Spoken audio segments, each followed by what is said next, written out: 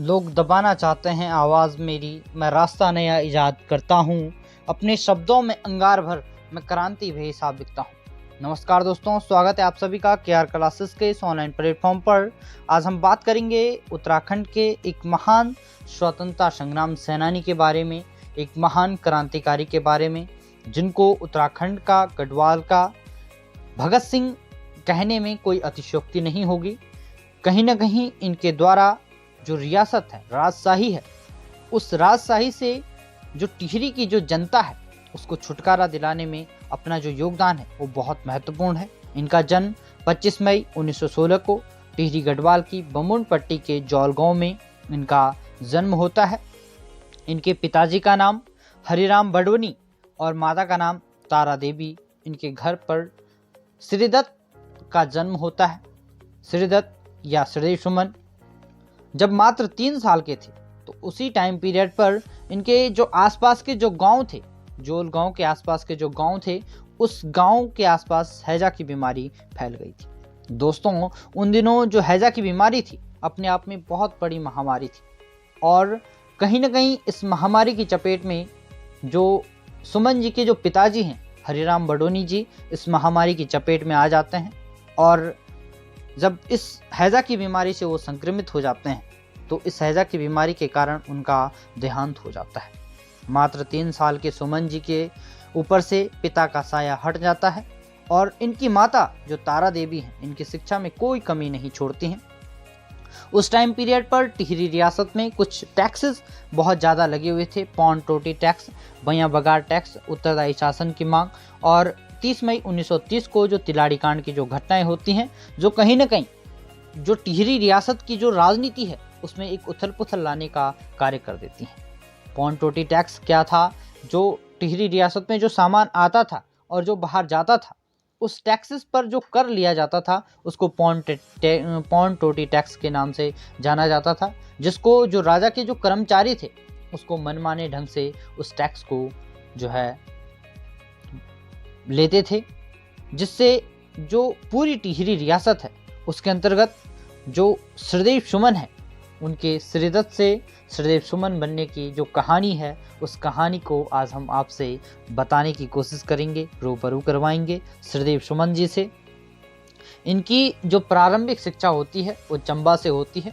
Middle school करने के लिए टिहरी जाते हैं और फिर उस शिक्षा के लिए ये देहरादून में आ जाते हैं। देहरादून में ये उच्च शिक्षा ग्रहण करते हैं। इसके साथ ही ये एक स्कूल है, एक कॉलेज है देहरादून में, जो कॉलेज था हिंदू नेशनल कॉलेज। आप पिक्चर के माध्यम से इस कॉलेज को देख पा रहे होंगे। हिंदू नेशनल कॉलेज में इन्होंने पढ़ाने का कार्य भी शुरू किया। इसी दौरान होता क्या है, ये लाहौर पंजाब विश्वविद्यालय से रत्न भूषण और प्रभाकर की कुछ परीक्षाएं पास करते हैं और हिंदी साहित्य की जो विरासत और साहित्य रत्न की जो परीक्षाएं हैं उस टाइम पीरियड पर, जो कहीं ना कहीं अपने आप में बहुत बड़ी परीक्षाएं थी, उन परीक्षाओं को इनके द्वारा पास किया गया। लाहौर पंजाब विश्वविद्यालय में इनके द्वारा ये सब परीक्षाएं पास की गई। मात्र जब 14 साल के थे सुमन जी, तो उस टाइम पीरियड पर 1929 में महात्मा गांधी देहरादून यात्रा पर आते हैं और पूरा जो देहरादून है वो कहीं ना कहीं राष्ट्रीय आंदोलन में शामिल हो जाता है। सुमन जी भी इन सब क्रांतिकारियों को, इन सब घटनाक्रमों को अपने आप में संजोए हुए थे और क्रांतिकारी विचारों को अपने आप में संजोए हुए थे। मार्च 1930 में डांडी मार्च होता है, डांडी नमक सत्याग्रह होता है। उस नमक सत्याग्रह में सुमन जी ने बढ़ चढ़ कर भाग लिया और जिस कारण से इन्होंने नमक बनाते हुए नमक कानून का उल्लंघन कर दिया और इनको मात्र 14 वर्ष की अवस्था में 15 दिनों की जेल हो जाती है। यहीं से शुरू होती है श्रीदत्त के श्रीदेव सुमन बनने की कहानी। तो यहाँ से एक व्यक्ति जन्म लेता है, एक क्रांतिकारी जन्म लेता है। आप सब जानते हैं कि 1936 में दिल्ली में महिदर शर्मा और मूर्तिराम भट्ट द्वारा जो है गणदेश सेवा संघ बनाया जाता है, जिसे उत्तराखंड लाने का जो श्रेय है वो श्रीदेव सुमन को जाता है, जो कालांतर में हिमालय सेवा संघ के नाम से प्रसिद्ध होता है। लेकिन परीक्षावाणी या किसी अन्य पुस्तक में जो 1938 गणदेश सेवा संघ दिया गया है। जो कहीं ना कहीं सदैव सुमन के उत्तराखंड लाने का जो श्रेय जाता है वो 1938 में जाता है, लेकिन 1936 जो है इसका सही आंसर होगा। गणदेश सेवा संघ अगर आपसे पूछा जाए तो कब स्थापना होती है, 1936 में होती है, ऑथेंटिक किताबों के हिसाब से। क्लियर है। फिर होता क्या है, दिल्ली में देवनागरी महाविद्यालय दिल्ली में स्थापना करते हैं। हिंदू, धर्मराज और राष्ट्रमत जैसे कई अखबारों में ये काम करते हैं और हिंदी साहित्य के क्षेत्र में अपना एक नया कीर्तिमान जो है स्थापित करते हैं। 1937 में इनकी जो पहली काव्य रचना है सुमन सौरभ के नाम से जो है प्रकाशित होती है। यहीं से इनके नाम के आगे जो है सुमन लग जाता है, सदैव सुमन के नाम से इनको जाना जाता है। सदैव सुमन की जो पहली काव्य रचना है सुमन सौरभ है, जो हिंदी साहित्य में अपने आप में पहली काव्य रचना है। 1937 में काका कालेलकर से मिलकर ये वर्धा चले जाते हैं, जहां पर इनकी भेंट महात्मा गांधी से होती है। महात्मा गांधी के साथ साथ बीरचंद सिंह गढ़वाली से भी इनकी वहां पर भेंट होती है, जिसका जिक्र राहुल सांकृत्यायन जी की जो पुस्तक है बीरचंद सिंह गढ़वाली में इस बात का जो है जिक्र मिलता है। बीरचंद सिंह गढ़वाली और सदैव सुमन के बीच की जो वार्तालाप है उस पुस्तक में दी गई है। और 1938 में विनय लक्ष्मी नाम की एक लड़की से इनका विवाह हो जाता है, जो बाद में देवप्रयाग क्षेत्र से विधायक भी रहती हैं। अखिल भारतीय पर्वतीय सम्मेलन दिल्ली में होता है 1938 में, जिसकी अध्यक्षता जो है सदैव सुमन के द्वारा की जाती है, जो कहीं ना कहीं सदैव सुमन को इंगित करती हैं। इसके साथ साथ जो सबसे बड़ा घटनाक्रम होता है 5-6 मई 1938 को श्रीनगर गढ़वाल में कांग्रेस का एक सम्मेलन होता है, जिसमें जो नेहरू जी हैं और उनकी जो बहन है विजय लक्ष्मी पंडित दोनों भाग लेते हैं। और नेहरू सदैव सुमन के भाषणों से, विचारों से खासा प्रभावित दिखते हैं और जो उत्तरदायी शासन की जो मांग करते हैं सदैव सुमन जी, उस मांग को स्वीकार किया गया। सदैव सुमन जी इस सभा में कहते हैं, यदि गंगा हमारी माता होकर भी हमें 2 भागों में बांटती है तो हम गंगा को काट देंगे। इस प्रकार के इनके स्टेटमेंट जो दिए गए हैं कहीं ना कहीं एकता की बात करते हैं। गढ़वाल कुमाऊं एकता पर इनका विशेष जोर दिया जाता है, जिस कारण से इस प्रकार के स्टेटमेंट इनके द्वारा दिए जाते हैं। ऐसा नहीं है कि इन्होंने डायरेक्ट आंदोलन किया, उससे पहले 1939 में राजा नरेंद्र शाह से मिलने के लिए एक बार जाते हैं और उनसे भेंट करते हैं। जब नरेंद्र शाह ने इनकी बात को मानने से ठुकरा दिया तो इन्होंने 1939 में लौटकर आए और 23 जनवरी 1939 को देहरादून में टिहरी राज्य प्रजामंडल की स्थापना की। इसी प्रजामंडल के को वैधानिक मान्यता देने के लिए ये कहते हैं, ये क्या कहते हैं, ये कहते हैं मैं अपने प्राण दे दूंगा किंतु टिहरी राज्य के जो नागरिक अधिकार है उन्हें सामंती शासन के पंजे से कुचलने नहीं दूंगा। इस प्रकार के ये अपनी क्रांतिकारी विचारों से ओतप्रोत होकर अपने विचार रखते थे, बहुत ही संवेदनशील व्यक्ति थे। 1939 में ही कर्मभूमि नामक जो समाचार पत्र है उसके प्रकाशन मंडल से ये शामिल हो जाते हैं और उसमें टिहरी रियासत के बारे में जो बातें हैं उनको छापना जो है शुरू कर देते हैं। प्रकाशन मंडल में इनके साथ और भी कई सारे लोग जो है जुड़े हुए थे। जो कर्मभूमि नाम का जो समाचार पत्र है उसमें कहीं ना कहीं इन्होंने बढ़ चढ़ कर हिस्सा लिया। 1939 में हिमालय प्रांतीय सभा सम्मेलन होता है देहरादून में, जिसके अध्यक्ष बद्रीदत्त पांडे और मंत्री सदैव सुमन को बनाया जाता है। इस प्रकार से राष्ट्रीय आंदोलन और रियासत की बातों को, रियासत के अंदर चल रहे जो आंदोलन है इन सब को सम्मिश्रित करके बद्रीदत्त पांडे भी इनके साथ जो है कहीं ना कहीं शामिल हो चुके थे।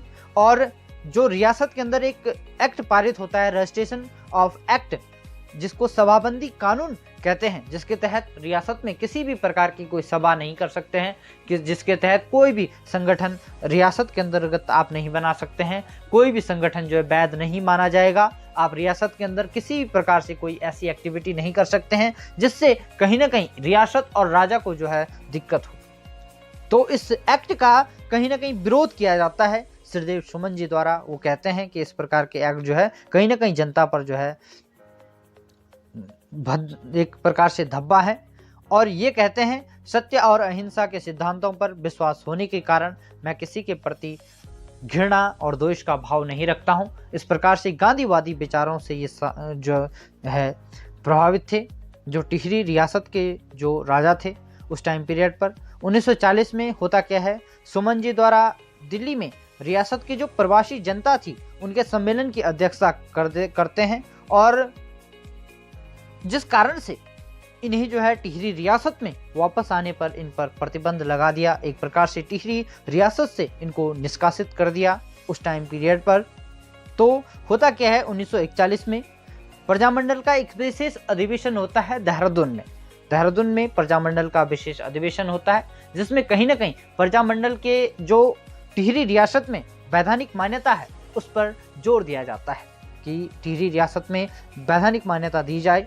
1942 में आप सब जानते हैं, भारत छोड़ो आंदोलन के टाइम पीरियड पर देश की राजनीति में उथल पुथल चल रही थी, और 6 सितंबर 1942 को इन्हें जो है अनिश्चित काल के लिए नज़रबंद कर दिया गया। सुमन जी को कहीं ना कहीं नज़रबंद कर दिया गया उस टाइम पीरियड पर जो असहयोग आंदोलन चल रहे थे। लेकिन कुछ टाइम पीरियड बाद इन्हें गिरफ्तार कर लिया, देहरादून जेल से सेंट्रल जेल आगरा इनको भेज दिया गया। कुछ टाइम पीरियड पर ऋषिकेश भी इनको रखा गया, ऋषिकेश की जेल में भी इनको रखा गया। लेकिन कुछ टाइम पीरियड बाद, कुछ समय अंतराल के बाद इनको रिहा कर दिया गया।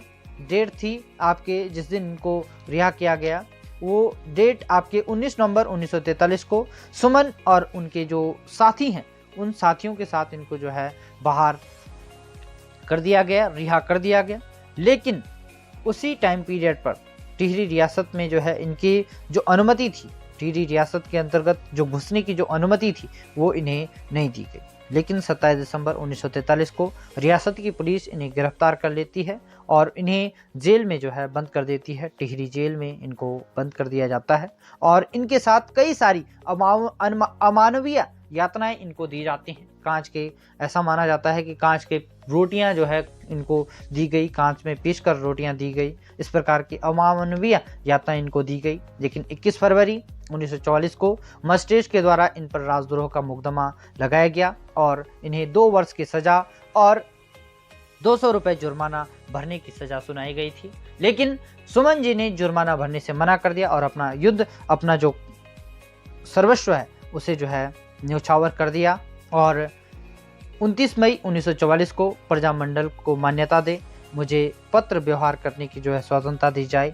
कहाँ से? जेल से। और मेरे विरुद्ध जो झूठे मुकदमे हैं उनकी अपील जो है राजा सुने। इस प्रकार से 29 मई 1944 को इनके द्वारा बात रखी गई, सुरदेव सुमन के द्वारा अपनी बात जो है रखी गई। और ये कहते हैं, जब अमानवीय यातना इनके साथ की गई, ये कहते हैं तुम मुझे तोड़ सकते हो लेकिन मोड़ नहीं सकते हो। इस प्रकार के इनके जो है स्टेटमेंट हैं। एक क्रांतिकारी विचारधारा के जो ये प्रेरित थे, क्रांतिकारी विचारधारा से इनका जो एक ऐतिहासिक अनशन है 3 मई 1944 को शुरू होता है और 25 जुलाई 1944 को इनका ये अनशन इनके देहांत के साथ समाप्त हो जाता है। ये पंचतत्वों में विलीन हो जाते हैं।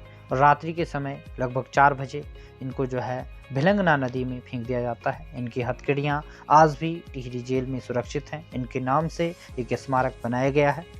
सुमन जी को आज हम केआर क्लासेस की ओर से श्रद्धा सुमन अर्पित करते हैं। और ऐसे महान स्वतंत्रता संग्राम सेनानी ये भारत भूमि, ये उत्तराखंड की भूमि समय समय पर जो है पैदा करती रहती है। 26 जुलाई 1946 को जब आज़ाद हिंद फौज के जो सैनिक जब लौट कर आते हैं तो टिहरी रियासत के अंतर्गत टिहरी में जो है सुमन दिवस मनाने की ये घोषणा करते हैं। इनके जो साथी थे भक्त दर्शन, इनके द्वारा श्रीदेव सुमन स्मृति नामक एक ग्रंथ लिखा गया। और आई होप आपको ये वीडियो पसंद आई होगी। अगर आपको ये कार्यक्रम हमारा पसंद आता है तो हमारे चैनल को सब्सक्राइब करें, केआर क्लासेस को सब्सक्राइब करें। जुड़ने के लिए बहुत बहुत आभार। आपका बहुत बहुत धन्यवाद।